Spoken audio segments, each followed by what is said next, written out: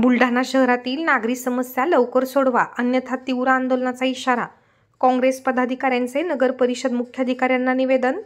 काही महिन्यापूर्वी बुलढाणा शहरातील साफसफाईचा ठेका वाशिम येथील कुमुदिनी रिसोर्सेस मॅनेजमेंट लिमिटेड या संस्थेला प्रतिमाह 23 ते 26 लाख रुपये प्रमाणे देण्यात आलेला आहे. तरीही शहरातील साफसफाईकडे दुर्लक्ष होत असून प्रत्येक प्रभागात घाणीचे साम्राज्य दिसत आहे.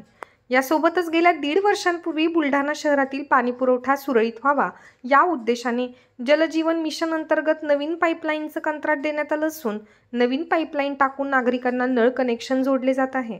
परंतु प्रभाग क्रमांक 2, 3, 4 मध्ये या संस्थेने नवीन पाईपलाईन टाकताना रस्त्यांची जी खोदकामे केलेली आहेत ते आज राहदारीस अडथळा निर्माण करीत असून नागरिकांना नाहक त्रास सहन करावा लागत आहे. खोदलेले खड्डे बुजवण्यात आलेले नाहीत, त्यामुळे पावसाळ्यात त्या खड्ड्यात पाणी साचत आहे. यासोबतच इतर नागरी समस्यांचं निराकरण एका आठवड्याच्या आत करा, अन्यथा तीव्र स्वरूपाच्या आंदोलनाचा इशारा काँग्रेस पदाधिकाऱ्यांनी दिला आहे. तसे निवेदन नगरपालिकेचे मुख्याधिकारी यांना देण्यात आले आहे. यावेळी दत्ता काकस, जाकीर कुरेशी, बबलू कुरेशी, अमीन टेलर यांच्यासह काँग्रेसचे विविध कार्यकर्ते उपस्थित होते. दिनांक 24 सप्टेंबर रोजी मुख्याधिकारी नगर परिषद बुलढाणा यांना आम्ही एक निवेदन दिलेलं आहे.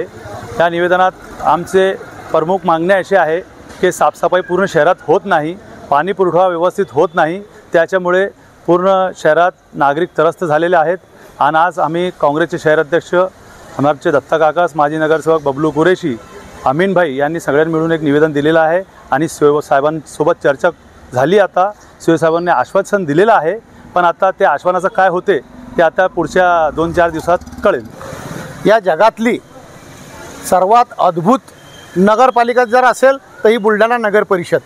या ठिकाणी प्रत्येक गोष्टीची समस्या आहे. समस्येच्या व्यतिरिक्त या नगरपालिकेत समाधान हा विषयच नाही आहे.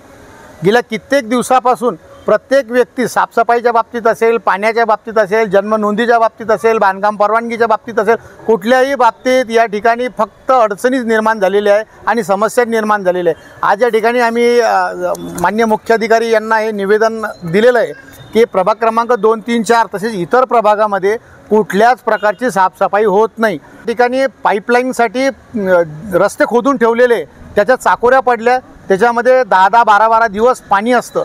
पाणीचा निचरा होतो, त्या निचरा तो त्या पाईपलाईनमध्ये होतो आणि लोकांना परत ते नळाद्वारे पाणी येतं आणि ते पाणी प्यावं लागतं लहान लहान मुलांना, लोकांना, नागरिकांना.